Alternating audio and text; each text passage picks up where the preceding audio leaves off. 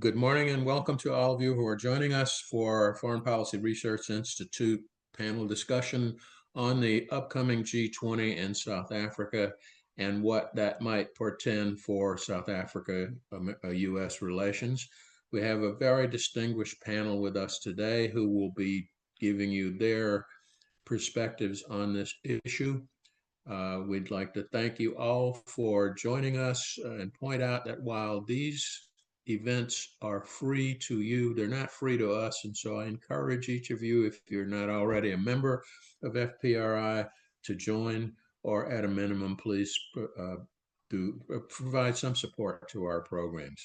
I'm not going to give you the bios of these gentlemen. Those of you who've signed up have seen it on our announcement.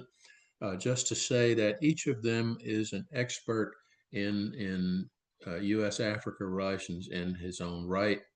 Each of them will do a very brief introduction of the topic, and at some point before the program is over, probably about the halfway point, we will be taking questions from the audience. I encourage you to put your questions in the question and answer box, which should be at the bottom of your screen. I prefer you not put them in the chat box because we might miss them, and we will try to get to each of you as many of you as we can. I'd like to start off by inviting Mr. Judd Devermont to give his introduction, followed by Josh Meservey, then Joel Pollak, and bringing up the end will be Michael Walsh, who is a senior fellow of the Foreign Policy Research Institute. Judd, you're on. Great. Thanks, Ambassador Ray, and I'm really quite pleased to be with such a distinguished panel. Since I'm first, I'll do a little bit of scene setting, at least from my perspective. The U.S.-South African relationship, I think, has long been plagued by misunderstanding, misinformation, and a mismatch of expectations and reality. There's almost this constant mirror imaging going on where both of our societies pin on each other our highest hopes, our deepest fears, and that's really a recipe for bilateral friction. I think for the most part, for the last 3 decades, we've been able to manage some of those differences, work through problems, or at least learn to live with opposing views, opposing policies, opposing perspectives. But there have been times where we haven't been able to rise above those differences, and we can't find common ground. We can't even agree on the facts, and that's been where the breakdown has happened. And I think that's where we are right now on the eve of the G20 summit. Our governments don't understand each other anymore, or at least they're not enough to find a way forward, and they're struggling even to agree on the facts. And with all of this mistrust swirling around, it's really drowning out pragmatism and common sense. I'm not here to defend the administration. I don't agree with the allegations they've made. I don't think that the approach they're having is going to result in a positive outcome for both countries. But I just wanted to tell you a little bit of my own experience is that I think that we all have collectively failed to reinforce and renew this relationship. For lots of Americans, the story of South Africa ended in 1994. They checked out, and then when they checked back in, they're quite shocked to see where the country has gone. It's not a perfect country. The U.S. isn't perfect. Apartheid and its end wasn't a clean slate, and so a lot of the challenges that were prior to apartheid are still there, but lots of problems have got more serious, more pernicious, and there's been, and particularly when you think about corruption or violence or crime. And I'll tell you that I've seen it too many times where you brief an ambassador or a senior U.S. official who's about to go out to South Africa, and they have a expectation of brotherhood and fellowship, and find, hey, look, there's some real tensions in this relationship that are historic, and then there are new conflicts over geopolitics and over domestic policies, and that is what's happening. I think there's a huge amount of disagreement right now that we're not able to resolve. And that's why in this moment, I think it's a pretty dangerous one for our relationship with South Africa.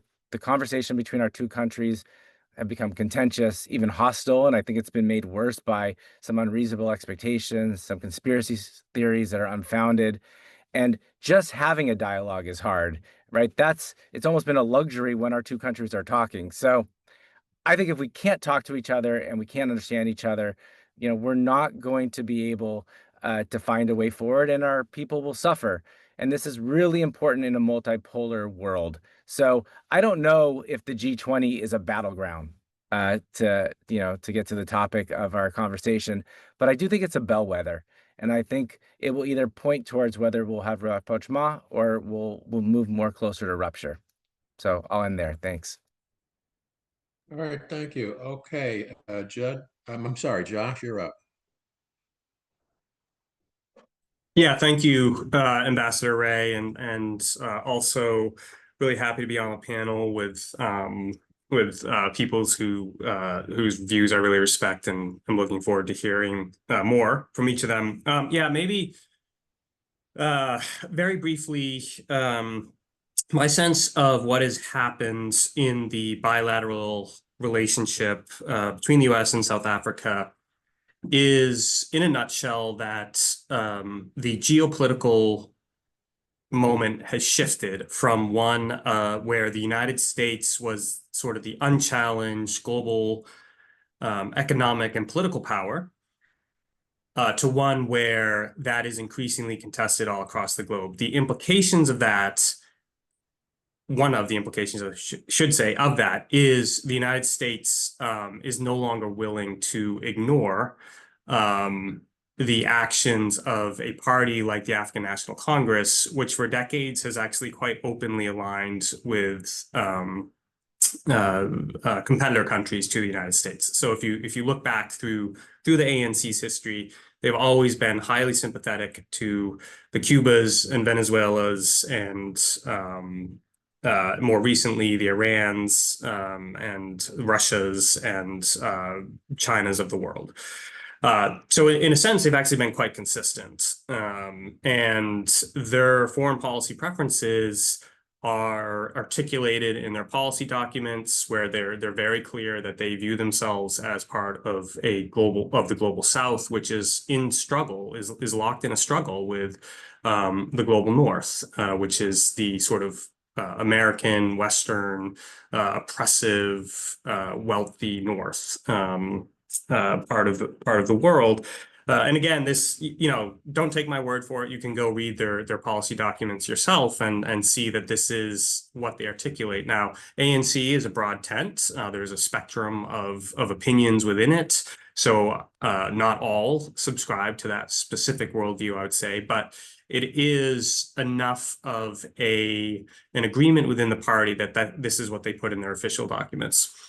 So I think the other development that happened beyond this sort of broader geopolitical trend of multipolarity with the rise of competitors to American place in the world, and how that became problematic for the U.S., the fact that South Africa aligns with these competitors, is that South Africa also inserted itself right into the heart of this geopolitical competition by explicitly aligning with Iran on this struggle in the Middle East between Iran and Israel, through a number of actions, right? Like former Foreign Minister Naledi Pandor traveled to Tehran immediately after the October 7th attacks that were, of course, sponsored by Iran and launched by an Iranian proxy against Israel. And then they soon after launched the ICJ case against Israel. So South Africa really put itself right into the center of a geopolitical storm. And again, they were being consistent. I want to make that clear. They were being consistent with how they view the world, and even how they articulate that worldview in their policy documents. So now we're in a very difficult place with this relationship. There are these ongoing negotiations around trade.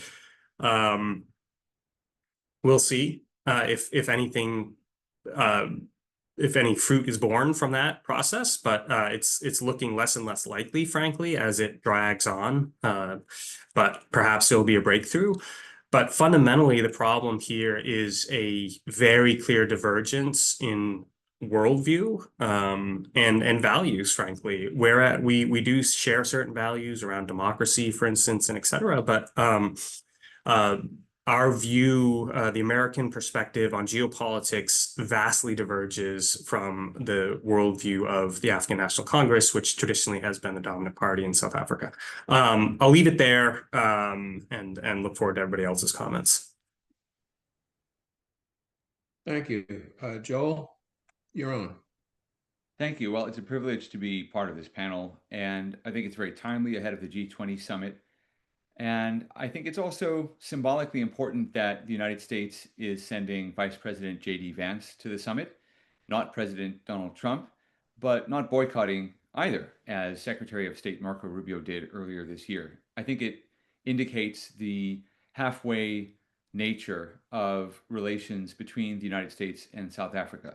On the positive side, there's already been a presidential visit, President Cyril Ramaphosa visiting President Trump in the White House. And even though there were a lot of fireworks at that meeting, the fact is that that was a very early presidential visit in the timeline of administrations. And so that indicates a strong US interest in South Africa. And there's also the recent delisting of South Africa on the gray list of the Financial Action Task Force, which is very significant. The South African government was very keen to get off that list. And that's a step forward. The United States could have blocked that, but it didn't. On the other hand, you have some of the issues that Josh just mentioned, some of the geopolitical disagreements. You have some of the other issues Judd referred to, the dispute over white Afrikaner refugees and land expropriation and the term genocide. You also have the ongoing trade negotiations, which haven't really gone anywhere. I think South Africa, like some other countries, may be waiting to see what the Supreme Court decides about the legality of Trump's emergency tariffs, which could be thrown out by the Supreme Court or could be upheld. We don't know. But I do think it's really a mixed bag. And I think the Financial Action Task Force, the gray listing issue, shows the way forward, because what South Africa did to gain the support of the Americans and the Israelis, by the way, because Israel is on that task force and could also have objected to South Africa's readmission as a full member in good standing, but didn't. What South Africa did was it undertook domestic reforms to meet the criteria necessary to be a trusted financial player. And that, I think, is the thrust of what the Trump administration has asked South Africa to do, to make necessary reforms to domestic policy, some foreign policy as well, but particularly domestic policy, particularly the importance of race in economic policy in South Africa. And if those domestic reforms are made, then I think you'll see a stronger interest in investing in South Africa, in closer relations with South Africa. So that is what the model is going forward. I think you can see the opportunities for progress are still there. J.D. Vance is going to be at the G20. There will be a lot of positive attention for at least a short news cycle on South Africa. There will be some negative attention as well. And I think it will be used by the Trump administration in a positive way to set the conversation around President Trump's signature foreign policy issues, such as peacemaking, which South Africa used to be a part of, not really so much anymore with the Gaza conflict. I mean, I note that South Africa still got the genocide case at the ICJ, even though the purpose, as South Africa stated it, of that case was to stop the war. Well, the war's over now, so what purpose is there really of continuing to pursue this case? But the framework that Trump will, I think, use South Africa to establish is one of peacemaking and growth and investment, rather than the themes of solidarity and so forth that South Africa emphasized. But that's really not going to be the important point. The important point is that this G20 summit is happening with American participation. It's not the kind of participation South Africa wanted, but it is at least significant participation, and it does show that there is still interest from the American side in improving relations if South Africa can make the necessary policy changes. Thank you. Okay, and Michael, you're up. Yeah, there's a famous quote by Steve Martin that chaos in the middle of chaos isn't funny, but chaos in the middle of order is. And I think the reality is we've reached this point in the bilateral relationship where there's been a lot of chaos, and we've kind of normalized it. We've moved away from the status quo. And I remember back in 2023, I'd written a piece about the breakdown of the U.S. South Africa relationship, and So I think we've kind of gotten to this normalization at this point of, that the relationship's in a period of flux. It's almost taking on the characteristics we talk about the world today: turbulence, ambiguity, novelty, and all of these challenges that go along with that. And the problem with chaos, especially when you have so much flux in the system and in the bilateral relationship, is whether it's still interesting. Is it still something that's going to grab headlines? Is it still something that you can really engage with? And I think the reality is, for most Americans, South Africa is not a country that's top of mind. It's not something that people vote on, the bilateral relationship, that is. And so it's really hard to find these policy windows to really be able to affect change at magnitude in the US South Africa bilateral relationship. We saw that under the Biden administration, obviously, with the Lady R incident and some of the other things that happened with Ukraine and Israel and all of this. And it was a policy window, and it did lead to this huge shift. And then we saw at the beginning of the Trump administration with the white genocide claims and all the other things that were going on, another policy window kind of get opened up. But in the background of all of this and this chaos that we're now living through in the bilateral relationship, people are trying to put order back to the chaos. And the reality is there's a lot of stakeholders that have a role in this game. And so in the international system, when we look at the stakeholders, I kind of group them into these 5 big buckets. You have the US, and it used to be the US and its NATO allies, but now it's really the US is in its own bucket.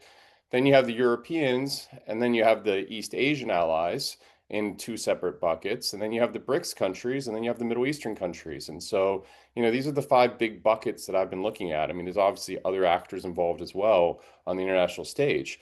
The reality is what South Africa has done over the last year, and I think especially in the European media, it's been played out as being very successful, is that, as the US pulled back from the relationship and the US used much more coercive actions against South Africa, they turned to the Europeans, and the Europeans turned to them because they were on the receiving end of some challenges with NATO, with the defense spending and all these other things. And Europe's gone all in on South Africa. I mean, you see this in the discourse. They talk about, wanting to make the G20 a success and being all behind the South Africa partnership. And you see East Asian allies also trying to do the same thing. They see an opportunity. And so they see 2 risks. They see the positive risk and they see the negative risk. The negative risk is that they don't want China and other malicious actors to come in and fill that void that the US is apparently giving some space on. But they see a positive opportunity there as well to gain influence and gain power and gain markets, and to gain resources, really, is another part of it. And so you see all these players on the scene, and they're all playing this game. I think the problem with the relationship is when we look out in the horizon, right? I mean, just in the news today, we see that the US is going to be pulling back forces from Eastern Europe. The US is retrenching. The US is focusing on the Western Hemisphere. The US is focusing on the homeland. And so these countries that have gone all in on this relationship in Europe and in East Asia, at the end of the day, the Trump administration still has incredible leverage over them, and future U.S. administrations will also have leverage over those countries. So they're not autonomous actors. They don't have absolute agency to do whatever they want, because at the end of the day, they still have to worry about their own security. And the NATO partnership is still a key cornerstone, and a lot of the bilateral and trilateral security partnerships are key cornerstones in the security architecture for many of these countries. So I think when we look out in the horizon, when we look at where this is going, beyond the G20, we have to think about, really what the international system is being transformed into and how much agency the countries of Europe and the countries of East Asia, who are US allies, are really going to have moving forward. If they have a lot of agency, then, maybe South Africa will benefit a lot from these relationships and from being able to double down on them. But if the reality is the international system in this period of major power competition, these countries still require U.S. security assurances. They still need it. The U.S. is always going to have leverage over those countries. And so that's going to always be a challenge for South Africa to manage, because if they're going to go towards these countries as a balance to the U.S., that doesn't necessarily mean that the U.S. can't pull those relationships back through coercive actions against third parties. Thank you, all of you. Very interesting points. Before we go to our audience questions, we have a couple already. I have as I was listening, what I'm hearing is that South Africa, for good or bad, has been fairly consistent in its foreign policy and in the sort of positions it takes. And it sounds to me, at least, is that we're the ones who've been sort of tacking and yawing and moving. We're okay with what they do in one administration. We're not okay with what they do in another administration. How does that? I mean, how does that play out in the long run? Let's start with you, Judd. I mean, isn't there some requirement that there be some? I mean, what's the whole consistency thing here? Well, I think it's a good question, and Josh's point is really important. I think in the immediate post-Cold War era, South Africa's historic relationships with the Soviet Union or Cuba or China, although the ANC was closer to Taiwan actually during the apartheid struggle, those weren't as relevant. And in the last 5 years or so, let's call it maybe 10 years, they've become very relevant. And so the context has changed dramatically. And so I do think that the issue has been, at least for me, partly is that things have been changing, the context is changing, the geopolitical challenges, tensions have risen. The order, as Michael said, the international order is clearly falling apart, and we're in the process of fighting over what the future of the international order is. So I think that has been one part of it. The other part of it, and this is where I think we all should take some responsibility for, we've just checked out on South Africa for many years. And there's been, I mean, I've been in multiple governments, Republican and Democrat, and there will be really serious issues that we'll work through, but in a quiet and bilateral way. And now that's all out in the open. And that's makes it harder, I think, to work through them. There's value in having a public conversation, but there's also, this is a South African government line, the megaphone diplomacy is also can be very problematic. And it's with every country, you kind of have to figure out how to balance those two things. I wanted to actually, Ambassador Ray, to build on something that Joel said, because it's also in my experience that if you talk to the South Africans, you lay out what your concerns are, you can actually work towards some concessions, some reforms, and we can also, it's incumbent on the U.S. to also make some concessions and reforms, understanding the domestic constraints that we both are operating on. And so my hope going forward is less about the past and it's more about the futures. How can we put on the table things that we can work through together, understand the challenges that each government faces in trying to make those happen in their political economy, political reality, and get to a place where we don't have to be best friends. By the way, we shouldn't be best friends with any country, but we can have a relationship where we disagree deeply about some things and find ways forward on other things. And that's truly my aspiration for South Africa. Let's figure out how we deepen the things that really matter to both of our countries in trade. And let's figure out how do we grapple with some of the foreign policy issues that we probably won't ever see eye to eye, but we can maybe narrow the differences. Thank you. Josh, would you like to throw your chime in? Sure. Yeah, I want to pick up on Judd's point about sort of checking out or maybe just being on autopilot. I think that's absolutely correct.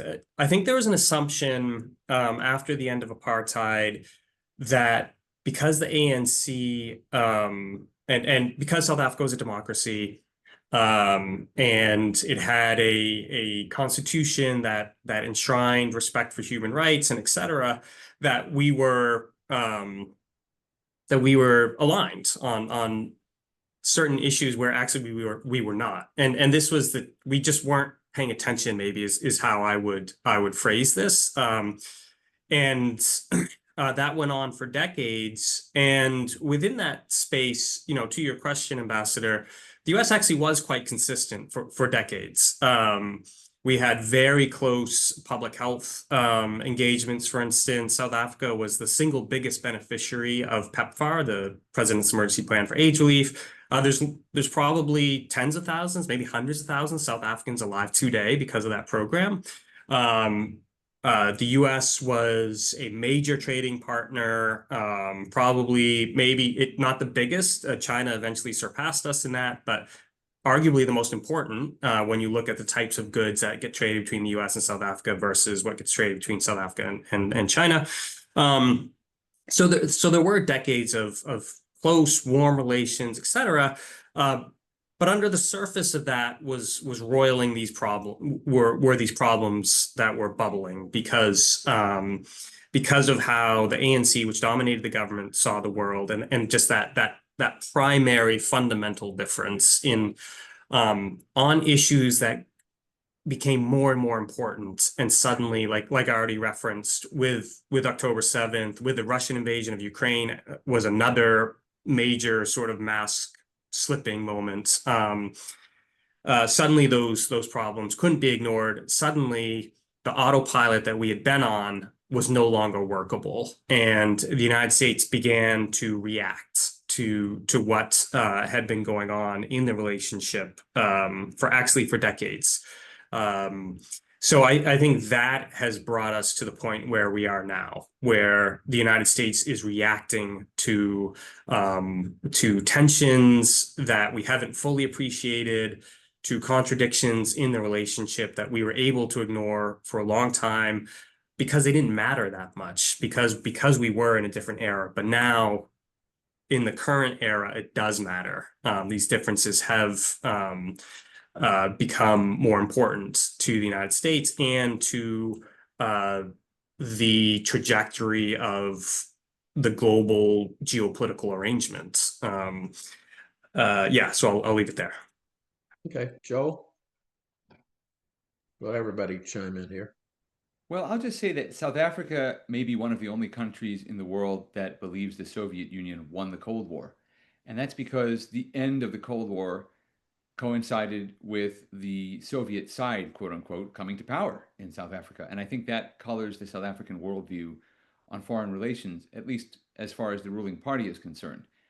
And I think you have to wait for significant domestic political change for South Africa to change its outlook on foreign relations. But really, the most important changes South Africa needs to make are domestic.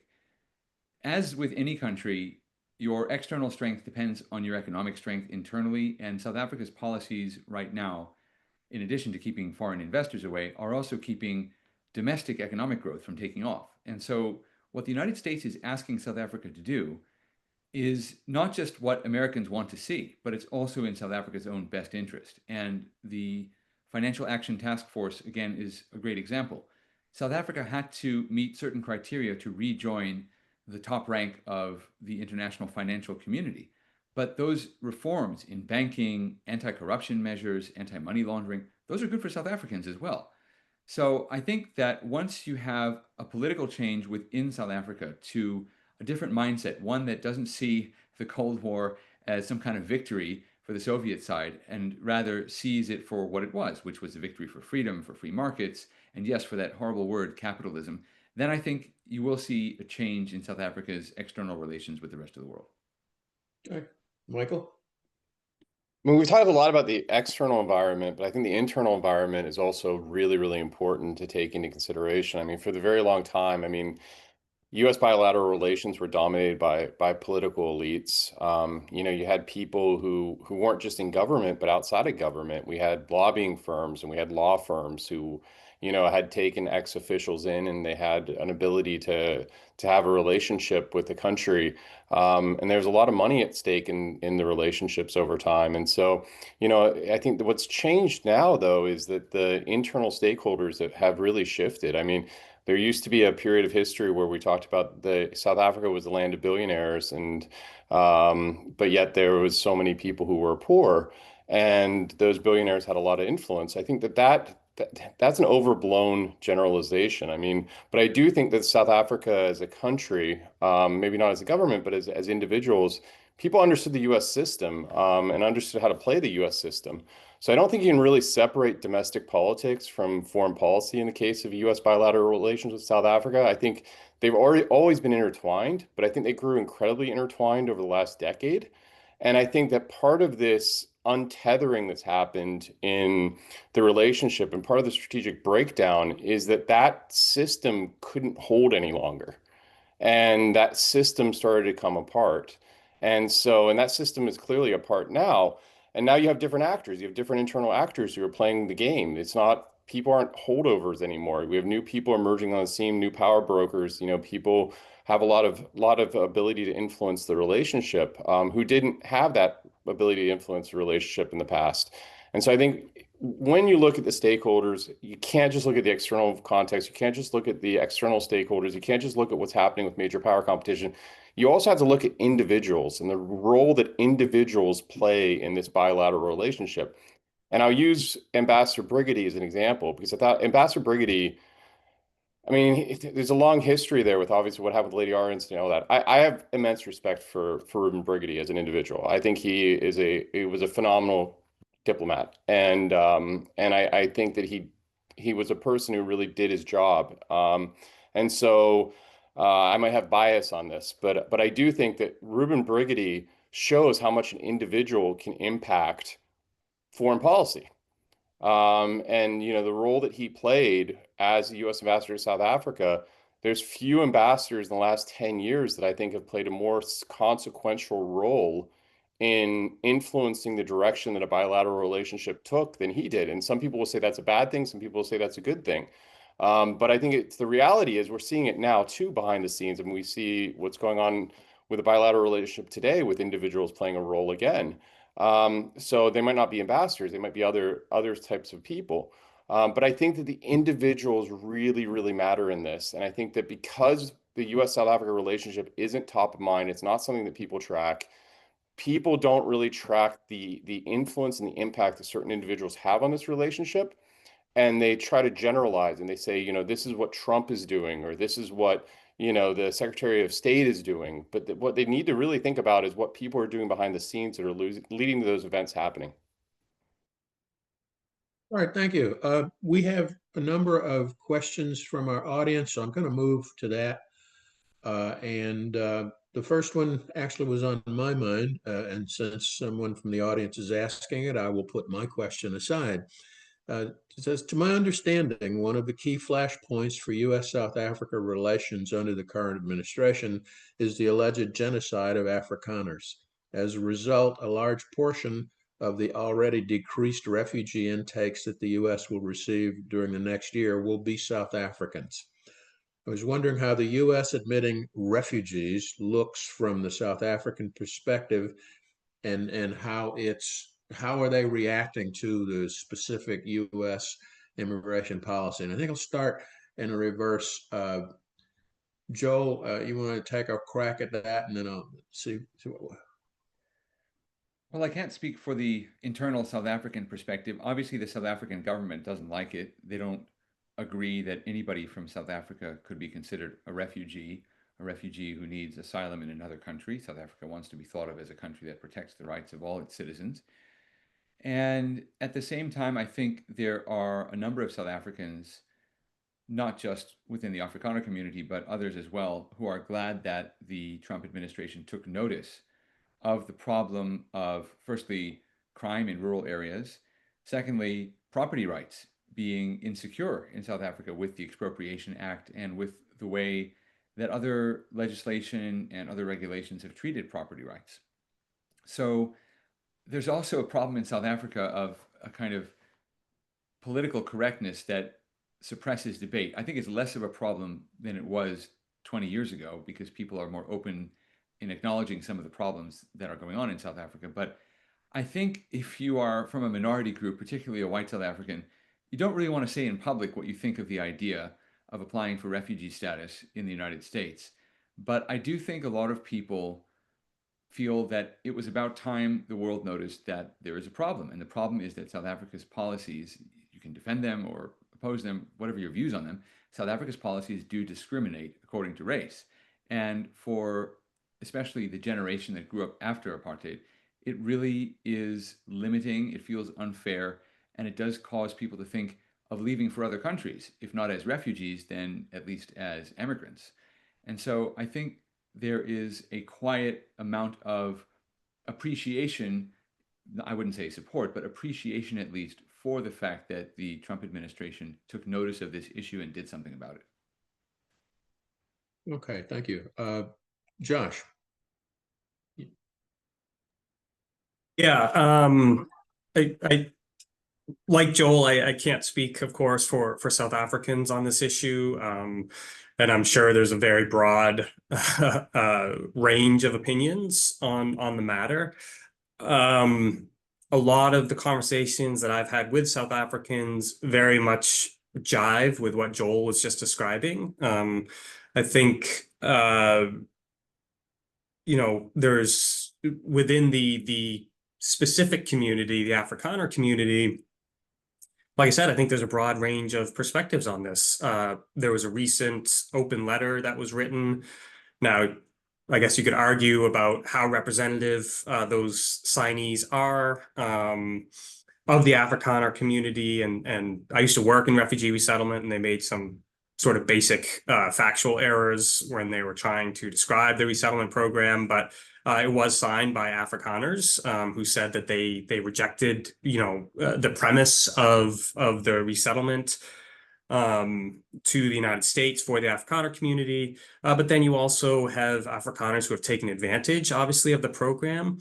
And it sounds like there are thousands, maybe tens of thousands even, who have already put their names on lists. And I think that is or lists to be considered for resettlement. And I think that is a result of the factors that Joel just referenced. A South African organization did an assessment of South African acts of parliament and found that there's over 140 that are race-based in some way. So it's highly racialized in that sense. And so on yet another hand, there's also elements of the Afrikaner community that feel very conflicted. Even some of those, I think, that have been the loudest in decrying what is going on in South Africa around these questions of violence and racialized laws and et cetera, who don't want to leave South Africa. They really see it as their home. In some cases, their families have been there for many hundreds of years, and they worry that if a big portion of the community goes to the United States, it's going to weaken the community in South Africa.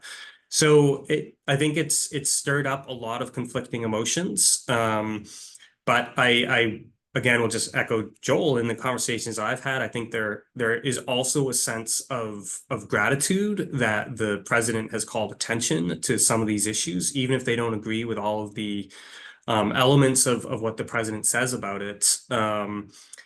In the broader community, I think the South African government, it has reacted very negatively to it.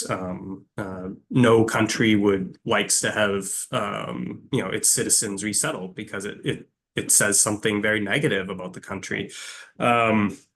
So as I say, I think a broad range of reactions and emotions, including within the target community itself, the Afrikaner community. Yeah, and Judd. Yeah, I think this is obviously a very contentious and politicized topic, and like Josh and Joel, I'm not going to comment on how South Africans feel about it. I think there's a couple things that I probably wanted to say. First is terminology like genocide is a legal determination in the political system. Having been involved in many of them in the past, like you go through it with working with the State Department, working with a whole bunch of experts to make that determination. That hasn't happened, and I don't think most people think that's what is happening.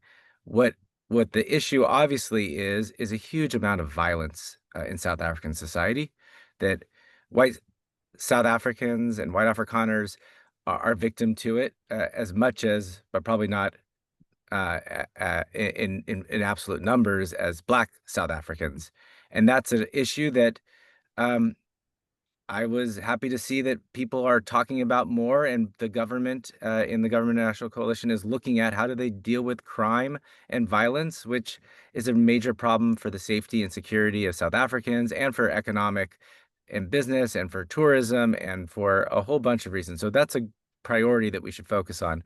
The question is, I think, is refugee resettlement the right way to handle this particular issue? There have been white South Africans and Black South Africans that have moved to the United States There's large communities of white South Africans in the United States and elsewhere. And so the question is, how many people should and can emigrate that want to, and who and how many can't? And that should be, there's a different way to handle this issue than in this politicized way.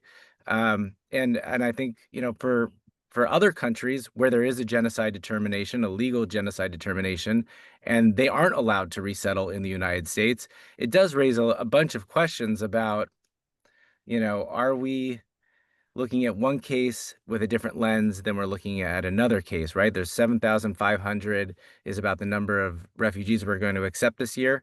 And most of those are going to be white South Africans, white Afrikaners. And it is a question for the Global South and the U.S. relationship with the Global South, but also with Europeans, also with Asia Pacific, Indo-Pacific region is, what are we saying when most of that is going to be white South Africa, white Afrikaners? Okay, thank you. Another question here, so we can get a few. It's on the point that the U.S. is asking for domestic policy reform in order to move forward with trade. How likely is the current South African coalition government going to make those domestic policy reforms under U.S. pressure? Is BEE, that's the Black Enterprise Empowerment, Economic Empowerment, a core ANC issue, and would it be seen as a concession to the DA and their recent policy proposal? That's a pretty complex question, but and let's start this time with Michael, and we'll work backwards up the line. Yeah, I mean, so when we talk about what South Africa is going to do moving forward, I mean, as we said, the climate is really complex right now. It's changing. It's turbulent. It's ambiguous. There's a lot of stuff happening. So predicting, where things are headed is difficult, because there's one thing to predict what the people who are currently in power are going to decide over the next 6 months. I mean, the problem is, where does this go moving forward, and what time horizon are we talking about? So if we're just looking at it, this term of the Trump administration, that's one conversation. If we're talking about long term, this trajectory that we're talking about, is South Africa going to make the reforms necessary to remain in the good graces, quote unquote, of the U.S. government, whether it be under Trump or a future administration? That's a much bigger question, and there's a lot of intervening variables that are going to determine what happens, like elections in the United States and in South Africa. And we've seen with the last election in South Africa how big of a change that was, just the vote itself, and the composition of the government, and having to have a government of national unity come in. And so, I think one of the big questions for South Africa is, South Africa can implement, the government of South Africa can implement some changes.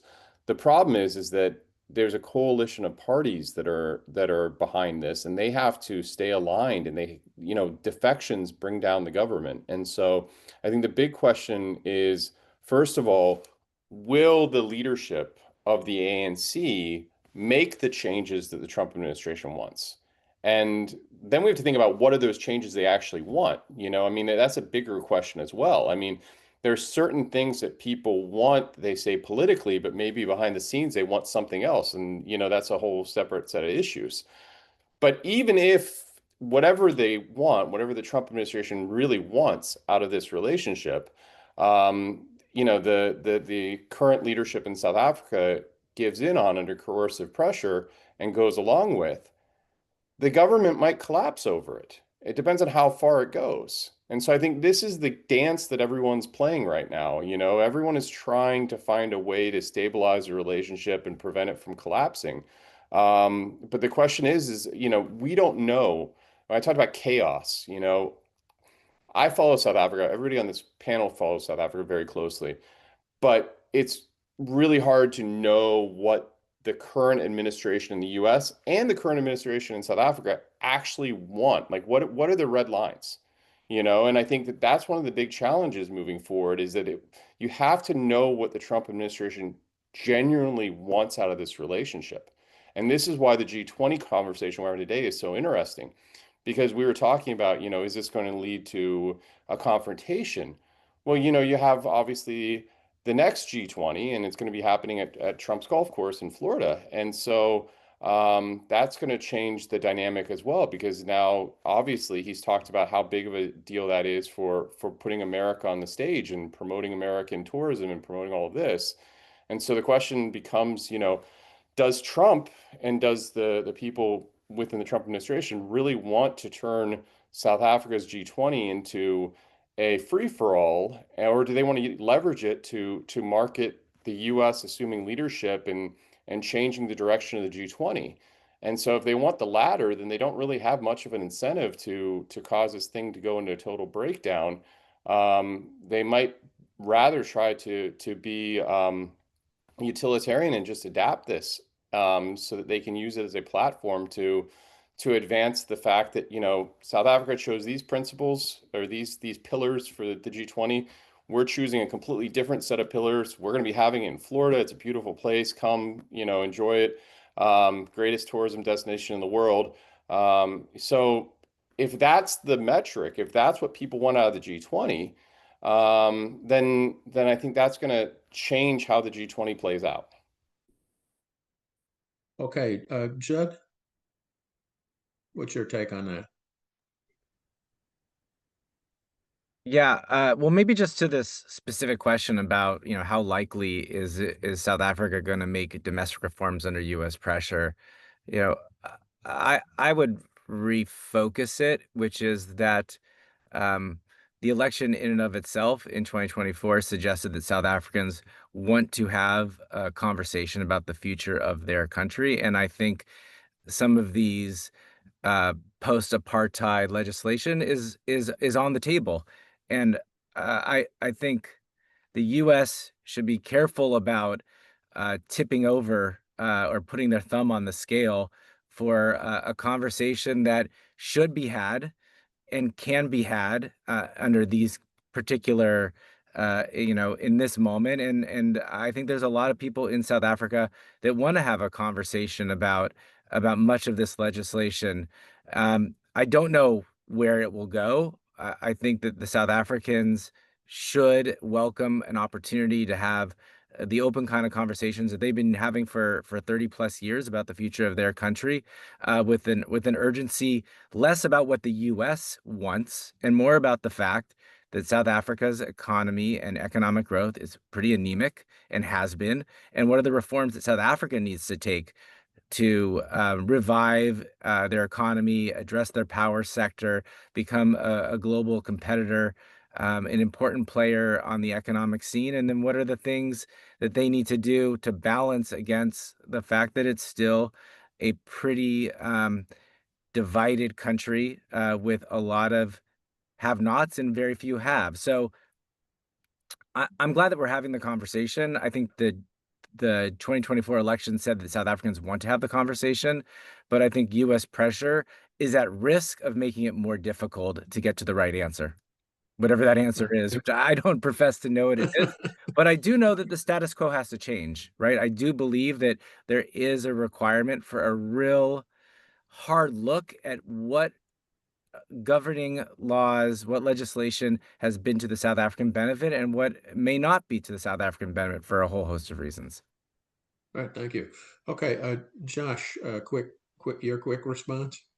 Yeah, it's a really interesting question, and I'll tackle maybe the second part of it about is BEE a core ANC issue?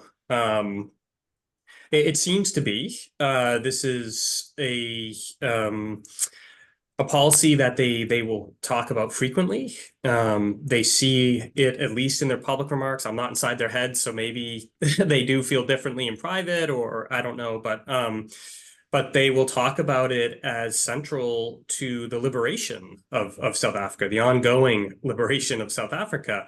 And I think the other challenge here, yes, there are the politics of the GNU, which are really contentious.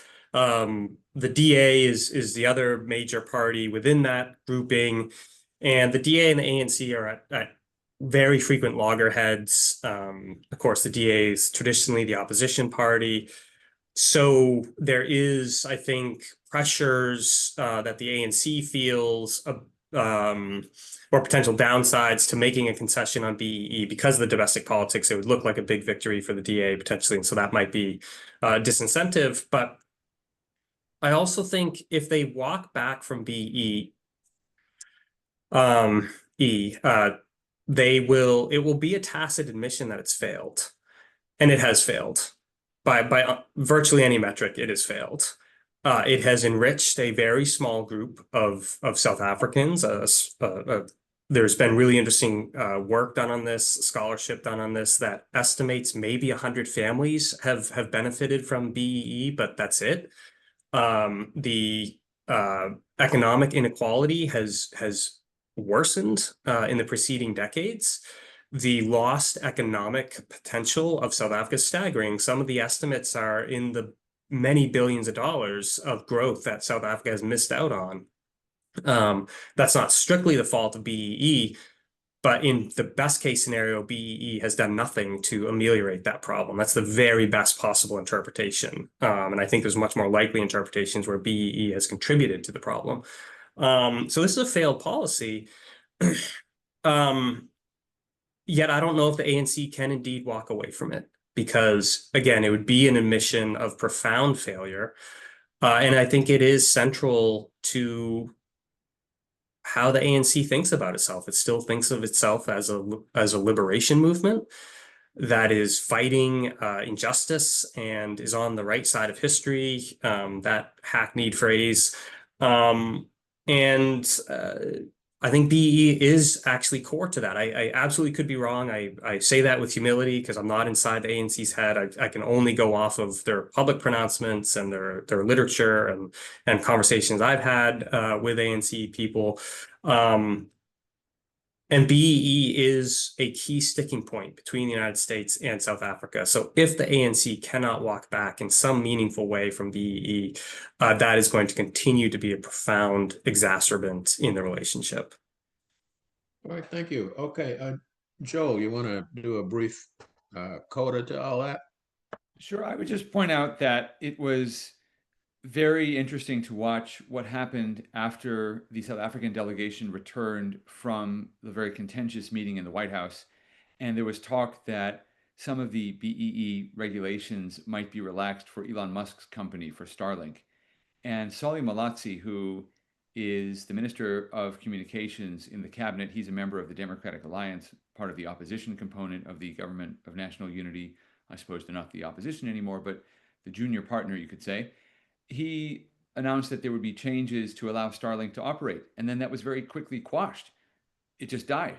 So I think there's a huge amount of resistance within the African National Congress to any policy change, not even significant, sweeping, major policy changes, but even minor policy changes. I do think at this point, the problem is, as other panelists have said, the ANC's conception of itself and also its business model.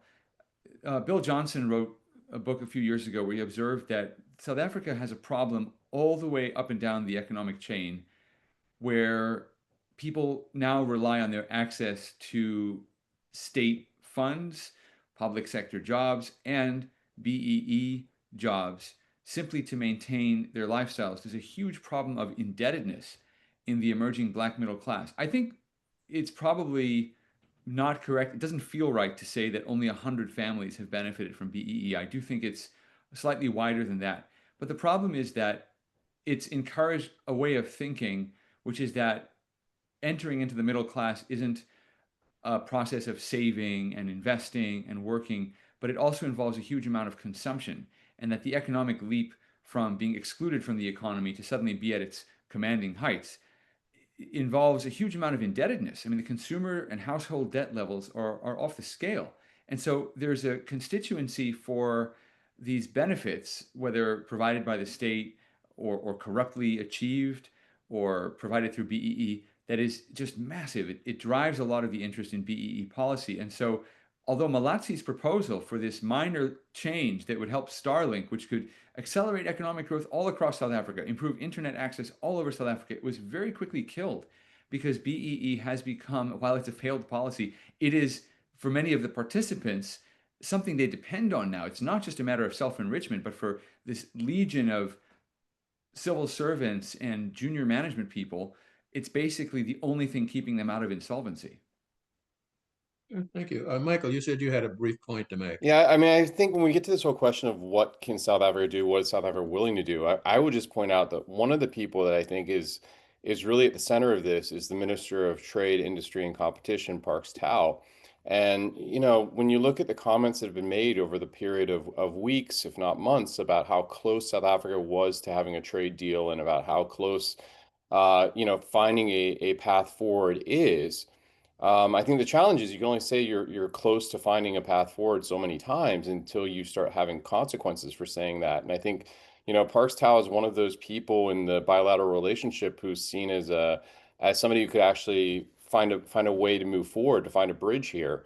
And so I think that one of the challenges would be for the U.S. South Africa relationship is if his position becomes untenable, if you know he's not able to deliver on some of the things that he's promising in that relationship, and it's not in his control, obviously. And so I think this is the big problem moving forward, is that you actually have to achieve some real movement on some big things to deliver on some of the indicators that have been expressed. Right. Okay, another question here, and I throw this out, whoever thinks they can deal with it. What do you see as opportunities versus friction in the passing of the G20 presidency from Pretoria to Washington? Who wants to take a stab at that?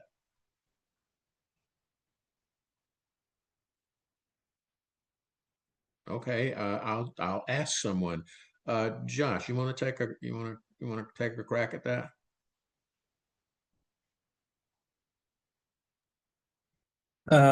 Yeah, frictions. I guess we've been talking about the frictions that exist currently. Vice President Vance will be attending the G20 and will be the one receiving sort of the ceremonial handing over of the chairmanship. So I guess if the vice president has a good experience in South Africa, that could obviously help. He's, again, obvious point, a very senior official within the U.S. government, so he, can have some influence on his bilateral relationship. So if he has positive meetings, has a positive experience, then I guess that's an opportunity there. Obviously, there's downside risk as well if he has, and I actually don't think it will be contentious. I really don't. I think it will be amiable, more or less. And but if there was, some sort of contentious exchange, then that would be bad for the relationship. And a lot of this will just be optics, like the G20 summit itself will be a lot of optics about cooperation and a smooth handover and et cetera. So I think what really matters here are the fundamentals in the relationship. I'm not sure the actual ceremony around the G20 will present anything that's decisive in the relationship, unless these fundamentals have already been worked out ahead of time. Can I jump in there? Okay.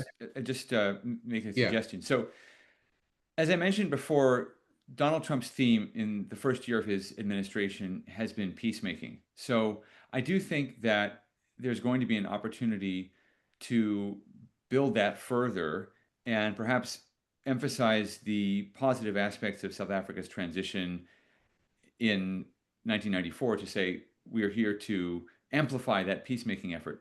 But I'd also note that the G20 includes China as a member, whereas the president, who's now in East Asia, is meeting with President Xi of China tomorrow, but he went to the ASEAN meeting first, and that doesn't include China. That's viewed as a West Pacific alternative to China, a way of building an American alliance that excludes China and that allows U.S. allies to cooperate in the region without China and, in a sense, competing with China. I think the framework that could also emerge from the G20 is one of U.S.-China cooperation. And that might seem odd, but actually there's a very good article this morning on the front page of the Wall Street Journal about how Trump is not seeking confrontation with China. That was the theme of his first term, but that what he's trying to do now is to return to the strategy of engagement that characterized the Clinton administration, to some extent subsequent administrations, but especially that moment 20, 25 years ago. But he wants to do it on different terms. So I think if you see some progress tomorrow in East Asia, you could see the G20 becoming a kickoff for a new kind of US-China cooperation, with the United States being the leading country in the G20 and China, in a sense, using that as a forum for discussion, debate, for creating that new framework. So I'm not sure the Trump administration is going to do that, but it would be very interesting to see that emerge. And I'll just add on Interesting. to what Joel just said. I mean, one of the things in the background here, I mean, there's a lot of, we talked about intervening variables, right? I mean, one of them is this determination, set of determinations that Rubio was supposed to make on public international organizations. And so behind the scenes, the State Department has supposedly made a series of determinations about which public international organizations are aligned with US interests and which aren't. And we don't know what that determination was on the G20. We don't know what that determination was on the African Union. And then there's another set of determinations that are being made right now with the Maritime Commission on blockades of US arms and really any arms going to Israel at key choke points and the issues with key choke points. And then we have the situation obviously going on in Gaza right now. And so there's a lot of intervening variables out there too. So, you know, even if you're 5 days before this G20, we don't know what the situation, the context is going to be at the G20. And that context is happening in real time at the G20 does matter. And, you know, I think that gets to the whole point of, you know, when you try to predict these things and you try to say this is what's going to happen to the G20, it's hard to know. There's a lot of contingencies, there's a lot of scenarios, there's a lot of options. And, you know, I think we could all sit here and point out a whole bunch of them. But it would help for if we actually knew what the context was going to be when this G20 happens, which none of us do. Maybe, Ambassador Ray, I'll just add a couple more points. You know, I think to what Josh said earlier, if Vice President Vance can walk away from his meetings with the South African counterparts and narrow the area of disagreement and even show some momentum around either the trade deal or even the appointment of a South African ambassador to the United States, something that is constantly sort of it's waiting for Godot. It's constantly seems like South African officials are promising that there's progress and we're not hearing any of that. Just any incremental steps would be phenomenal, and I think it would be really important for the relationship that has been really, I think, stuck in the post-Oval Office status for a while. But if you remember why the Trump administration had objections to the G20, it was around sort of the broader theme around solidarity, equality, and sustainability, which they conflated with DEI. But if you separate all of the politics and then you just look at what the priorities of the South African presidency are for the G20 around industrialization and employment and economic growth, around food security, around AI, there's a number of issues I think that the US and the other G20 partners can get around on. So I'm hopeful that maybe we can have some substantive agreement, and we need some areas of agreement. I also think it's in the U.S. interest to be able to show that they are attentive to some of these challenges in the global South. Now, having done G20 events and G7 events, it's usually a pretty boring communique that's already probably negotiated. But I'd look for something substantive in the global international priorities that the South Africans have put on the table that in theory then would move to the United States, and we can all get around the question of economic growth. We're all grappling with the issue of artificial intelligence and innovation. So I would actually think a lot about this really, you know, nitty gritty kind of priorities that the South Africans have put on the table and where there is alignment or at least some overlap, maybe not in tone, but in substance with the United States. Well, thank you. That's very interesting. And as usual, we have far more questions than we have time. But I know if we don't cut it, we will be here until tomorrow. And so I want to thank all of you panelists for some outstanding and very informative inputs. Thank our audience for being with us and hanging in there, being patient. this program is being recorded. It will be on YouTube by the end of the day for those who would like to go back over it and take another look. I want to thank all of you for being with us and look forward to seeing you again at a new program.